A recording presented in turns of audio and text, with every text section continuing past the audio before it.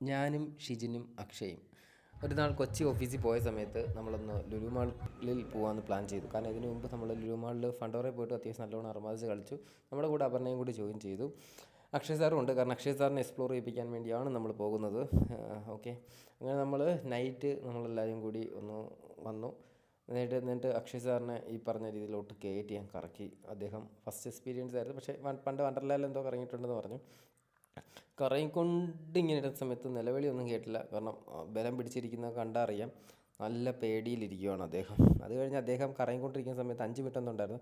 നമ്മളപ്പുറത്ത് പോയി അയാളെ കാണാതിരുന്നു. അത് പൈസ കൊടുത്തെന്നുള്ള ചുമ്മാ അതിൻ്റെ അകത്ത് പോയിട്ട് കറക്കി കളിക്കുകയാണ്. അങ്ങനെ അക്ഷയ് സാറിന് നമ്മളെ കണ്ടുപിടിച്ച് അത് കഴിഞ്ഞ് നമ്മൾ ഷിജിനെ ഇതിൻ്റെ അകത്ത് കയറ്റി. ഇത് പുതിയ എന്തോ സാധനമാണ്. ട്രിവാൻഡ്രം ലുലു ഞാൻ ഇടയ്ക്കിടയ്ക്ക് പോകുന്നത്. ട്രിവാൻഡ്രത്തെക്കാളും കൂടുതൽ കാര്യങ്ങൾ നമ്മുടെ എറണാകുളം ലുലു മാളിലുണ്ട്. അപ്പോൾ അതായത് ഈ പറഞ്ഞ ഫണ്ടൂറിൻ്റെ സാധനത്തിൽ ഷിജിൻ ഇങ്ങനെ ഇരുന്ന് വെറൈറ്റി രീതിയിൽ ഇങ്ങനെ കറങ്ങിക്കൊണ്ടിരിക്കുന്നു. അവസാനമാണ് നമ്മൾ മനസ്സിലാക്കുന്നത് ഈ ചെറുക്കൻ ആദ്യത്തെ പ്രാവശ്യം ഇങ്ങനെ കയറിയ സമയത്ത് ഇതിലൊന്നുമില്ലെന്ന്. ഷിജിൻ അവിടെ കറങ്ങിക്കൊണ്ടിരുന്ന സമയത്ത് ഞാനും അക്ഷയും എല്ലാവരും കൂടി ഇത് ഒന്ന് പരീക്ഷിച്ച് നോക്കി. സത്യം പറയാമല്ലോ, ഫസ്റ്റ് ട്രയൽ ഒന്നും കിട്ടിയില്ല. ചുമ്മാ പൈസ പോയത് തന്നെ മിച്ചം. അതായത് 3 എണ്ണമെങ്കിലും കൊള്ളണം. ആ ഒരു ഇതിലോട്ട് നമ്മൾ കോംബോ പാക്ക് ഉണ്ട്. കോംബോ പാക്ക് എടുത്തിട്ട് 300 രൂപയ്ക്ക് 2 എണ്ണം ഈ പറഞ്ഞ് എറിയുന്നതും മറ്റതും കൂടി എറിഞ്ഞ് ഇട്ട് കഴിഞ്ഞാൽ നമുക്ക് റൈറ്റ് സൈഡിൽ ഇരിക്കുന്ന അങ്ങനത്തെ പാവകൾ കിട്ടും എന്നായിരുന്നു അവർ പറഞ്ഞിട്ടുണ്ടായിരുന്നത്. അങ്ങനെ നമ്മളെല്ലാവരും പരീക്ഷിച്ച് നോക്കി.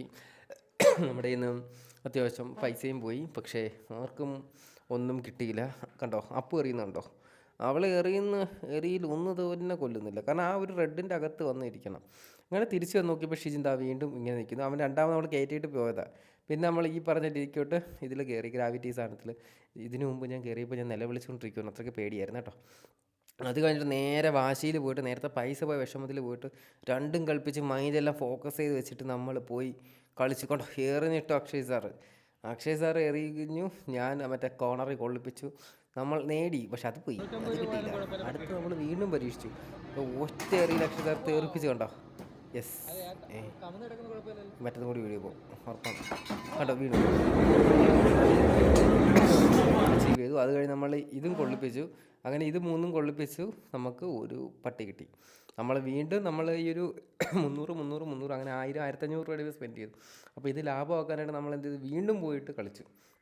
വീണ്ടും പോയി നമുക്കൊരു ഹരമായിരുന്നു. പിന്നെ വീണ്ടും പോയി കളിച്ച് നമ്മൾ ടോട്ടലി 2 പട്ടിക്കുട്ടിയും 2 ഈ പറഞ്ഞ രീതിയിലോട്ട് എന്തുവായിരുന്നു ഇത് പെങ്കിനും മേടിച്ചു. അങ്ങനെ നമ്മൾ ഇറക്കിയ പൈസയ്ക്ക് നമുക്ക് മുതലായി. അത് കഴിഞ്ഞിട്ട് നമ്മൾ നേരെ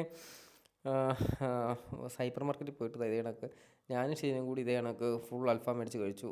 അക്ഷയ് സാർ വെറൈറ്റിക്ക് ഷവർമ മേടിച്ച് കഴിച്ചു. ഞാൻ സ്പെഷ്യലായിട്ട് ഈ പറഞ്ഞേക്ക് മാങ്ങ കഴിക്കുകയുണ്ടായി. രാത്രിയാണ് നമ്മൾ വ്യത്യസ്തമായിട്ട് എന്തെങ്കിലും കഴിക്കണമല്ലോ. എന്നിട്ട് നമ്മൾ കുറച്ച് നേരം നിന്ന് ഫോട്ടോയൊക്കെ എടുത്തിട്ട് നേരെ 10 10